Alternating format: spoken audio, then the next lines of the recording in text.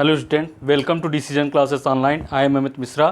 Student, हम लोग digestive system पढ़ रहे थे जो कि ह्यूमन फिजियोलॉजी का फर्स्ट चैप्टर है। स्टूडेंट, इसमें हम लोग एलिमेंट्री कैनाल पढ़ रहे थे। हमने बताया था कि डाइजेस्टिव सिस्टम में हम लोगों को एलिमेंट्री कैनाल और digestive gland means associated gland को पढ़ना है।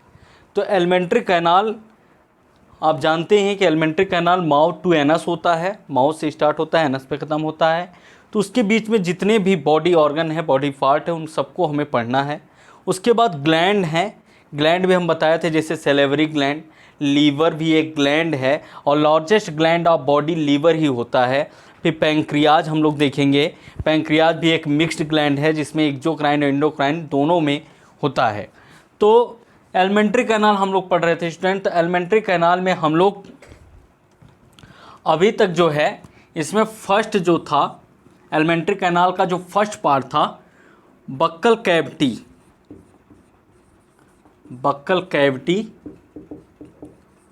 या माउथ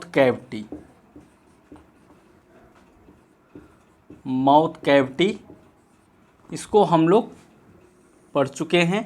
इसमें हम लोगों ने बक्कल कैविटी में टीथ को पढ़ा एक डीपली स्टडी, उसके बाद टंग को पढ़ा,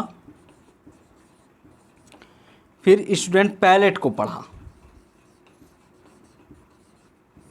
ये सब बक्कल कैविटी माउथ कैविटी में हम लोगों ने इसको पढ़ा।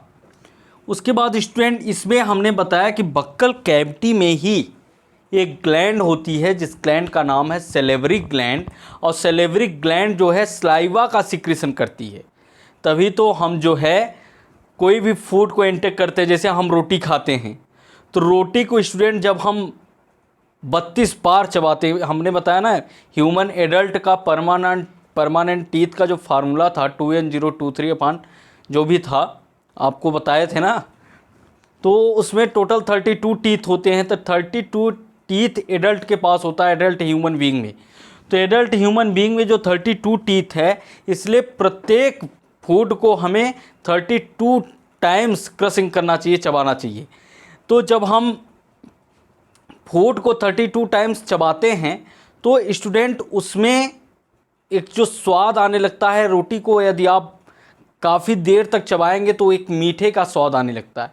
मीठे का स्वाद इसलिए आने लगता है स्टूडेंट क्योंकि वहाँ पे स्टार्च का पाचन होना स्टार्ट हो जाता है। कार्बोहाइड्रेट का पाचन होना हमारे माउथ कैविटी बक्कल कैविटी से ही स्टार्ट हो जाता है। तो बक्कल कैविटी में स्टार्च का पाचन भी होता है, इसलिए रोटी मीठी आने लगती है। तो हमने टीथ, टंग और पैलेट, तो जो उसमें एक ग्लैंड था सेलेवरी ग्लैंड जो स्लाइवा को सिक्रेट करता है। तो स्लाइवा जब हम फूड को बक्कल कैविटी में चबाने के बाद फूड एक बाउल्स के रूप में कन्वर्ट हो जाता है और फिर वह बाउल्स हमारे फेरिंग्स से फिर ओसोफेगस के द्वारा स्टमक में जाके गिरता है। तो स्टूडेंट सेलेवरी ग्लैंड हम लोग देखे थे कि बक्कल कैविटी में ही पाया जाता है सेलेवरी ग्लैंड, इसलिए सेलेवरी ग्लैंड को हम लोग यहीं पर पढ़ लेना उचित समझे थे और यहीं पे पढ़ भी लिए थे। इसलिए स्टूडेंट हम लोग ने देखा कि जो बक्कल कैविटी में सेलेवरी ग्लैंड था, सेलेवरी ग्लैंड कितना इम्पॉर्टेंट है जो स्लाइवा का सिक्रीशन कर रही है। और सेलेवरी ग्लैंड में हमने देखा कि सेलेवरी ग्लैंड में हमें पढ़ना क्या क्या है। तो सेलेवरी ग्लैंड में स्टूडेंट हमको 3 ग्लैंड पढ़ना था। नेम अब हम देख लेते हैं। Name of duct,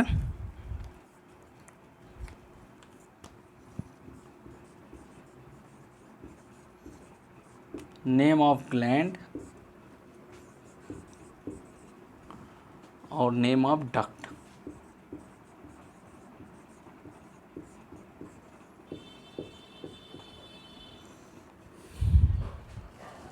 name of gland and name of duct.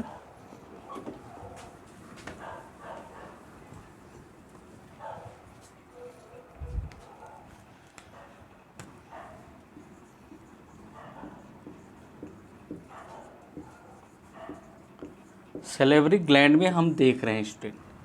तो जो हमें इसमें 3 ग्लैंड पढ़ना था और 3 ग्लैंड कौन कौन से थे, जैसे सबलिंगुअल था, पैरेटॉइड था और सब मैक्सिलरी एंड सब मैंडिबुलरी, 3 ग्लैंड थे। और इसमें हमने बताया था कि ये जो तीनों ग्लैंड हैं इनके पास अपने 3 डक्ट होते हैं, और वो डक्ट काफ़ी इंपॉर्टेंट है जो कई बार क्वेश्चन एग्जाम में पूछे भी गए हैं कंपैरेटिव एग्जाम में। और स्टूडेंट हमने बताया था कि जो सबलिंगुअल ग्लैंड है, सब और पैरेटॉइड ग्लैंड है, और सब मैक्सिलरी और सब मैंडिबुलरी ग्लैंड है, इन तीनों ग्लैंड में पूछता है अकॉर्डिंग टू साइज, इनकी साइज में। तो हमने बताया था कि सबलिंगुअल ग्लैंड जो होता है वो सबसे स्मॉलेस्ट होता है, जबकि पैरेटॉइड ग्लैंड वो सबसे बड़ा होता है। उसके बाद जो सब मैक्सिलरी एंड सब मैंडिबुलरी ग्लैंड थी वो क्या होता है स्टूडेंट कि सब मैक्सिलरी और सब मैंडिबुलरी, इस बात पे आप ध्यान दीजिए, सब मैक्सिलरी को ही सब मैंडिबुलरी कहते हैं। कई बार एग्जाम में मैक्सिलरी का नाम न लिख के सब मैंडिबुलर लिख देता है, तो इससे आप कंफर्म हो जाइए कि दोनों एक ही हैं, ठीक है। तो नेम ऑफ ग्लैंड मतलब सैलिवरी ग्लैंड। इसके डक्ट कई बार पूछे जाते हैं, तो डक्ट आप जरूर ऐसा नोट्स बनाइए जिसमें इंपॉर्टेंट लिखिए। नेम ऑफ सैलिवरी ग्लैंड, तो सैलिवरी ग्लैंड देखते हैं स्टूडेंट हम कौन कौन से थे सैलिवरी ग्लैंड। तो पहला था सबलिंगुअल,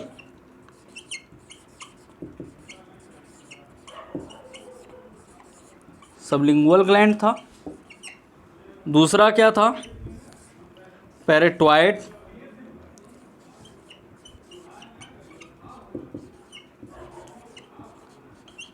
पैरेटॉइड ग्लैंड था। और तीसरा सब मैक्सिलरी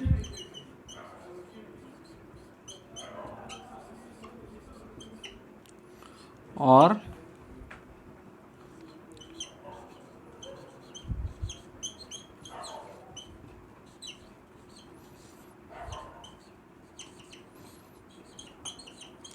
सब मैंडिबुलर ग्लैंड था।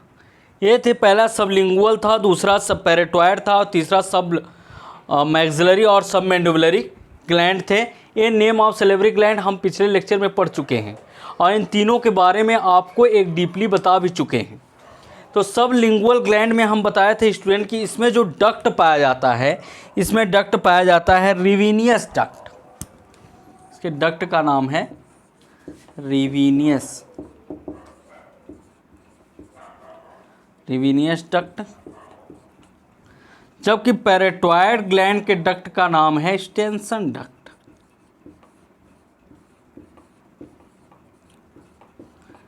और सब मैक्सिलरी और सब मैंडिबुलरी के डक्ट का नाम आप खुद बताएं हमें, आप पढ़ चुके हैं स्टूडेंट, आप बताएं। इसके डक्ट का नाम था Watson duct.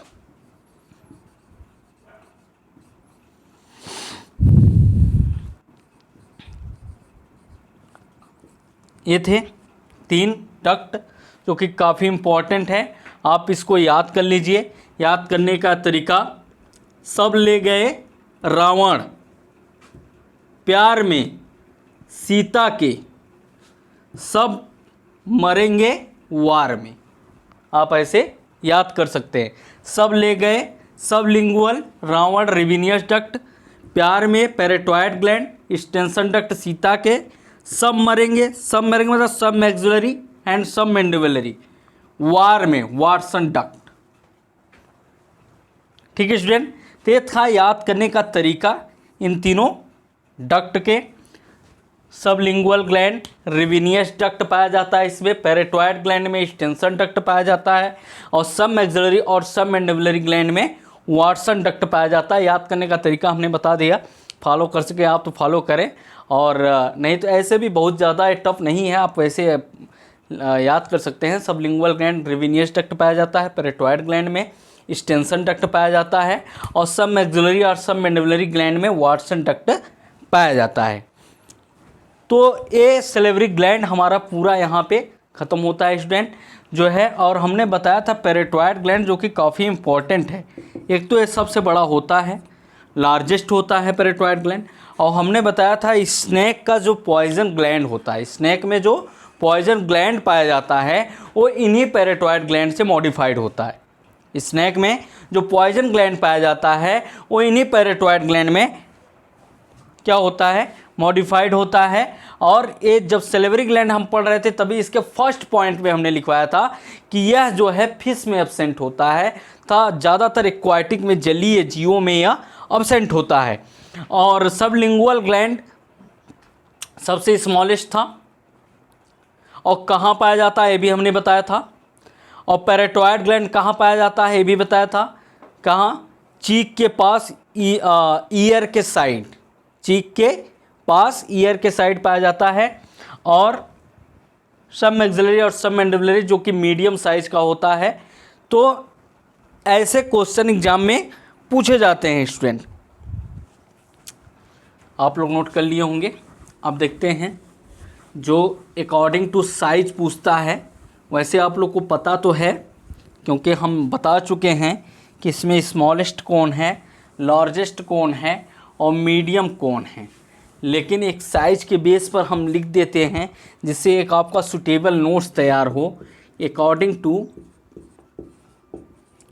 Size, according to size के बेस पर, according to size sequence of salivary gland, according to size sequence of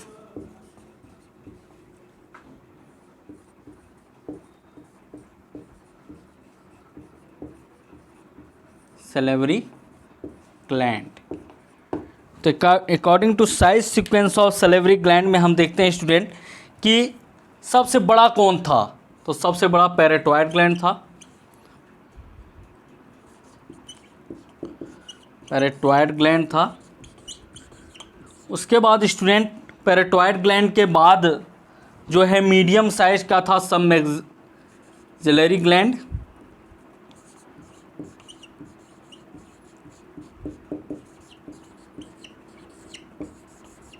सब मैक्सिलरी ग्लैंड था। और सबसे छोटा कौन था, सबलिंगुअल ग्लैंड था।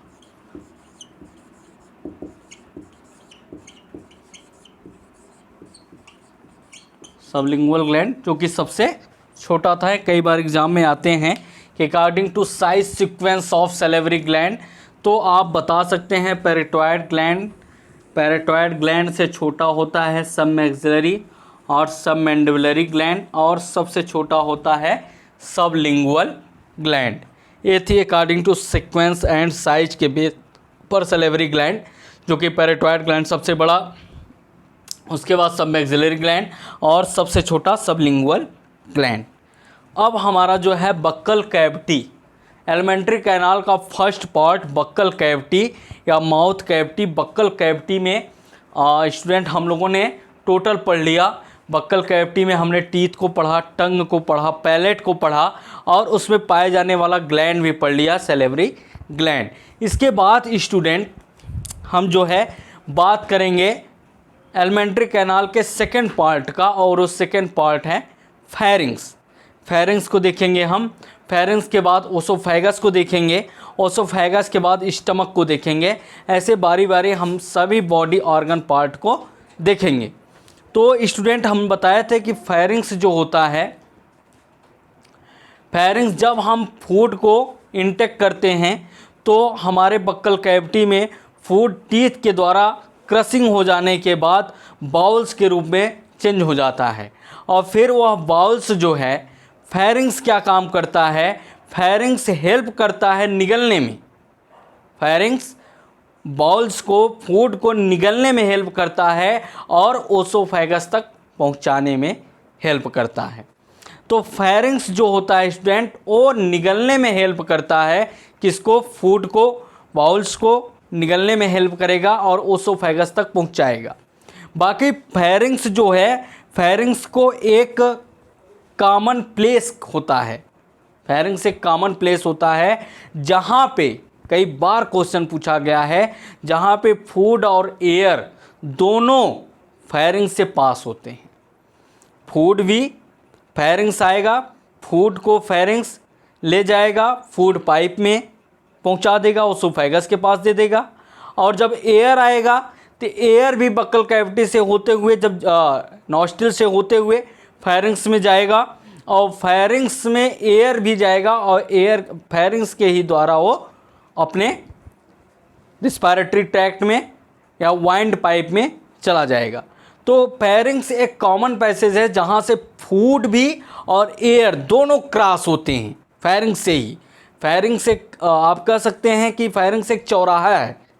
जैसे देखिए सिटी में चौराहा होता है ना, और उस पर क्या लगे रहते हैं, सिक्योरिटी गार्ड लगे रहते हैं, वो रोक देते हैं। इसलिए कहा जाता है घरों में कि खाना खाते समय बोलना नहीं चाहिए, क्योंकि जब आप बोलेंगे तो आपके आवाज़ के साथ एयर अंदर आएगी।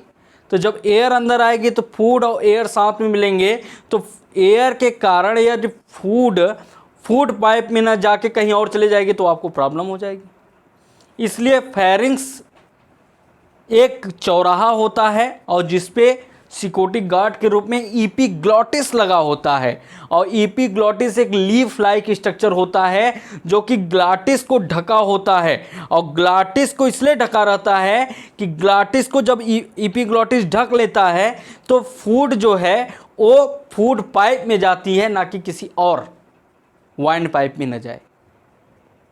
इसलिए फेरिंग्स पे जो सिक्योरिटी गार्ड होते हैं उनका नाम है एपिग्लॉटिस, और किसको कवर करते हैं, ग्लॉटिस को। और एपिग्लॉटिस कैसा होता है, एक लीफ लाइक स्ट्रक्चर होता है। इसको हम फेरिंग्स में पढ़ेंगे। अब इसके बाद हम फेरिंग्स पढ़ने वाले ही हैं। और स्टूडेंट हम आप लोग को बताएं कि फेरिंग्स 3 प्रकार के होते हैं। नाजोफेरिंग्स जो कि जाके नोज में खुलता है, दूसरा ओरोफेरिंग्स जो कि ओसोफेगस में जाके खुलता है, और तीसरा लैरिंगोफेरिंग्स जो कि हमारे रिस्पायरेटरी ट्रैक्ट में जाके खुलता है। तो जो नाजोफेरिंग्स है, नाजोफेरिंग्स जो है, फेरिंग्स का फर्स्ट पार्ट नाजोफेरिंग्स जो जाके नोज में खुलता है, स्टूडेंट ये जो है डाइजेस्टिव सिस्टम का पार्ट नहीं है। हम डाइजेस्टिव सिस्टम पढ़ रहे हैं, लेकिन फेरिंग्स में पाए जाने वाला फर्स्ट नाजोफेरिंग्स यह डाइजेस्टिव सिस्टम का पार्ट नहीं है। इसलिए नहीं है क्योंकि इसमें डाइजेशन का कोई रोल ही नहीं है, ये तो नोज में जाके खुल रहा है। दूसरा ओरोफेरिंग्स, ओरोफेरिंग्स डाइजेस्टिव सिस्टम का पार्ट है क्योंकि ये फूड को ओसोफेगस तक ले जा रहा है, अर्थात फूड को निगलने में हेल्प कर रहा है, ओसोफेगस तक पहुंचाने में हेल्प कर रहा है। तीसरा लैरिंगोफेरिंग्स जो कि हमारे रिस्पायरेटरी ट्रैक्ट में जाके ट्रैकिया के पास ओपन होता है। ठीक है स्टूडेंट, तो अब हम स्टार्ट करेंगे फेरिंग्स जो कि एलिमेंट्री कैनाल का सेकंड पार्ट फेरिंग्स, और थर्ड उसके बाद हम ओसोफेगस को पढ़ेंगे। ठीक है स्टूडेंट, स्टार्ट करते हैं। स्टूडेंट अब हम पढ़ रहे थे फेरिंग्स। फेरिंग्स के बारे में आप लोग को बताएं कि फेरिंग्स जो होता है वो कॉमन प्लेस होता है, कॉमन प्लेस का कार्य करता है जहाँ फूड और एयर दोनों क्रॉस होते हैं फेरिंग से ही होके। तो देखिए हम पॉइंट लिखें, आप लोग को बताएं कि mouth cavity opens into a wide pharynx. Mouth cavity कहाँ खुलता है, माउथ कैविटी फेरिंग्स में जाके खुलता है, और एक वाइड फेरिंग्स, और फेरिंग्स की जो ल्यूमेन होती है थोड़ा चौड़ी ल्यूमेन होती है, which is common passage both for air and food. जो बात हम आप लोग को बताएं वही हमने लिखा भी है, जिससे आप लोग को लिखने में और समझने में कोई दिक्कत ना हो। ठीक है स्टूडेंट, तो आप इसको एक बार अपने से पढ़िए और लेक्चर में समझिए। 100% में 80% आप समझ लिया करिए, 20% आप जो है अपने नोट्स को पढ़ के कंफर्म हो जाया करिए। यही जो है अच्छी पढ़ाई कहलाती है। Which is common passage both for air and food. यह कॉमन पैसेज है जहाँ पे फूड और एयर दोनों एक साथ आके क्रॉस होते हैं। Human pharynx is divided into 3 parts, और ह्यूमन फेरिंग्स को 3 भागों में डिवाइड किया गया है। पहला है नाजोफेरिंग्स जो कि इसे ईपीफेरिंग्स भी कहते हैं, जो कहाँ ओपन होता है, नोज में। दूसरा ओरोफेरिंग्स, और ओरोफेरिंग्स जिसे मीजोफेरिंग्स कहते हैं स्टूडेंट, ये ओसोफेगस में फूड को पहुंचाने का काम करता है, निगलने का काम ओरोफेरिंग्स का ही हेल्प होता है, फूड को निगलते हैं। और यह फूड फेरिंग से होते हुए, ओरोफेरिंग से होते हुए ओसोफेगस के पास पहुंच जाती है। तीसरा है लरिंगोफेरेंस, और इसको हाइपोफेरेंस भी कहते हैं, जो कि हमारे रिस्पिरेटरी ट्रैक्ट में जाके ओपन होती है। उसके बाद student, it opens into wind pipe through glottis. मैंने बताया कि वाइंड पाइप मतलब जो एयर पाइप है वहाँ पे ग्लॉटिस के द्वारा ये ओपन होता है, क्योंकि हमने बताया कि जैसे फेरिंग्स एक चौराहा है जहाँ पे फूड और एयर दोनों आके क्रॉस हो रहे हैं स्टूडेंट। तो यहाँ पे जो ग्लॉटिस है, ग्लॉटिस का काम होता है कि ग्लॉटिस पे जो वहाँ पे ईपी ग्लॉटिस पाया जाता है वो ग्लॉटिस को कवर करता है, इसी ग्लॉटिस को कवर करता है। और जब ग्लॉटिस को कवर करेगा तब जाके फूड जो है फूड पाइप में जाएगा, और ग्लॉटिस यदि कवर नहीं रहेगा तो फूड में पाइप में न जाके फूड वाइंड पाइप में जा सकता है। तो इसीलिए फेरिंग्स खुलता है कहाँ? वाइंड पाइप में। किसके द्वारा? ग्लॉटिस के द्वारा। और ओसोफेगस, ओसोफेगस मतलब फूड पाइप, और फूड पाइप में खुलता है किसके द्वारा? गुलेट के द्वारा। तो ये बहुत इंपॉर्टेंट स्टूडेंट कि ग्लॉटिस के द्वारा वाइंड पाइप में खुलता है और गुलेट के द्वारा ओसोफेगस में फूड पाइप में खुलता है। ये बहुत इम्पॉर्टेंट है, फेरिंग्स के बारे में जो हमने पढ़ा काफ़ी इम्पॉर्टेंट है। और ओसोफेगस और माउथ कैविटी के बीच में फेरिंग्स ही है जो कि फूड को, देखिए लिखा है ना, mouth cavity opens into a wide pharynx. Mouth cavity खुलता है किसमें? वाइड फेरिंग्स में, which is common passage both food and air. यह कॉमन पैसेज होता है जहाँ पे फूड और एयर दोनों एक साथ क्रॉस होते हैं। Human pharynx is divided into 3 parts.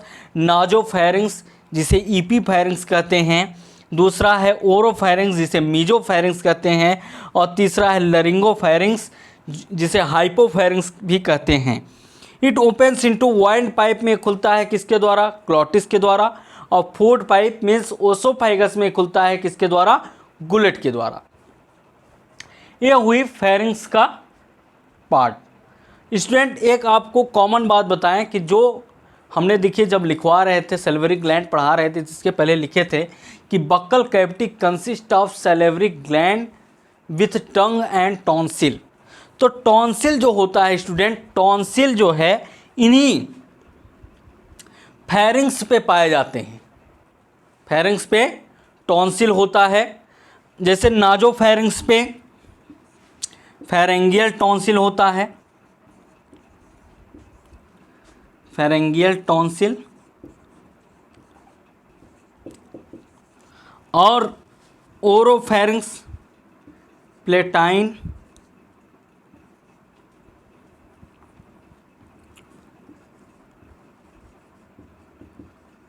Tonsil, और लैरिंगोफेरिंग्स पे लिंगुअल टॉन्सिल होता है। तो टॉन्सिल जो होता है फेरिंग्स पे ही होते हैं, लिंगुअल टॉन्सिल ये था। और एक जो कॉमन है स्टूडेंट, कई बार एग्जाम में पूछता है या पूछेगा भी, वाल्डेयर रिंग। वाल्डेयर रिंग जो होता है वो, जो ये टॉन्सिल होते हैं वो एक रिंग में लगे रहते हैं और उसी को वाल्डेयर रिंग कहते हैं, जो कि एग्ज़ाम में कई बार पूछा गया है कॉम्पिटिटिव एग्ज़ाम में कि वाल्डेयर रिंग क्या है। तो वाल्डेयर रिंग यही जो टॉन्सिल होते हैं स्टूडेंट, वो एक रिंग में लगे रहते हैं। ये टॉन्सिल एक रिंग में लगे रहते हैं जिसे वाल्डेयर रिंग कहते हैं। तो हमने देखा कि नाजोफेरिंग्स पे फेरेंगियल टॉन्सिल, और ओरोफेरिंग्स पे पैलेटाइन टॉन्सिल, और लैरिंगोफेरिंग्स पे लिंगुअल टॉन्सिल होता है। और ये टॉन्सिल एक रिंग में लगे रहते हैं और उस रिंग का क्या नाम है? Waldeyer ring. कुछ बातें ऐसी हैं, कुछ इंपॉर्टेंट बातें जो हम नहीं लिखा रहे हैं स्टूडेंट, तो आप उसको, हम जो बोल रहे हैं उसको आप नोट कर सकते हैं अपने नोट्स में, इंपॉर्टेंट नोट बना के। ठीक है स्टूडेंट, तो ये था फेरिंग्स। और फेरिंग्स के बाद हमारा जो तीसरा है ओसोफेगस फूड पाइप, उसको हम पढ़ते हैं।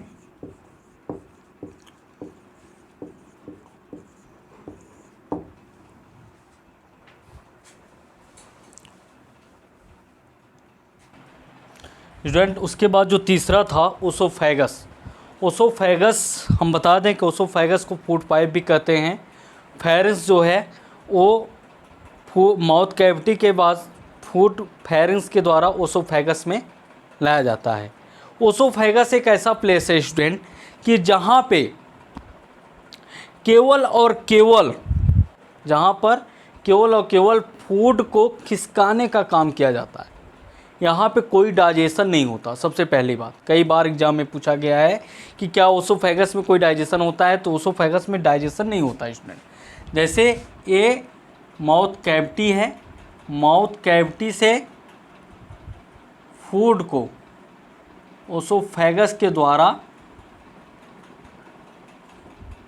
लाया जाता है स्टमक में, और ये जे शेप्ड स्टमक होता है, जे के आकार का है ना, जे शेप्ड स्टमक है। तो ये माउथ कैविटी है।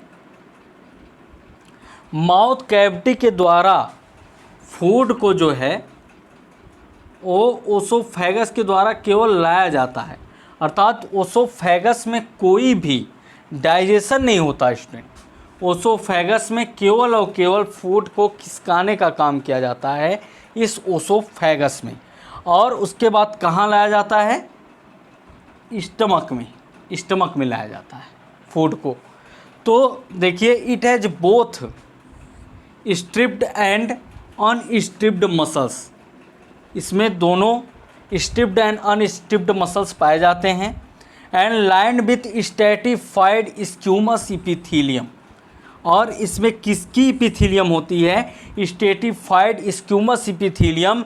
और इसलिए स्ट्रैटिफाइड स्क्यूमस इपिथीलियम के कारण स्टूडेंट ओसोफेगस में थोड़ा म्यूसिन सिक्रीशन होता है, म्यूसिन के कारण, जिससे फूड जो है आसानी से स्टमक तक आ सके, बीच में कहीं रुके ना। थोड़ा सा या लसलसा रहेगा, वहाँ पे चिकना रहेगा, तो म्यूसिन एक चिकना सबस्टेंस होता है।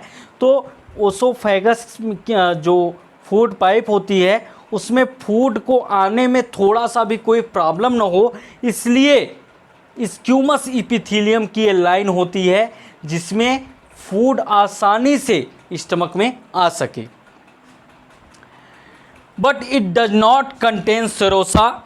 सेरोसा जो है, सेरोसा से आप लोग एकदम कंफ्यूजन में न रहें स्टूडेंट, क्योंकि सेरोसा, सब म्यूकोसा, मस्कुलरिस म्यूकोसा, ये सब एक लेयर होती हैं स्टमक की, जिसको हम आप लोग को अभी जब स्टमक पढ़ाएंगे तो उसमें डिटेल में बताएंगे। तो जो यह डायरेक्ट सेरोसा से कंटेन नहीं होती, सेरोसा से ऐड नहीं होती। फूड को केवल खिसकाने का काम है ओसोफेगस का, और इसमें कोई डाइजेशन नहीं होता। बस फूड फेरिंक्स के द्वारा ओसोफेगस में आता है, और ओसोफेगस के द्वारा फूड आसानी से जो है स्टमक में जा सके।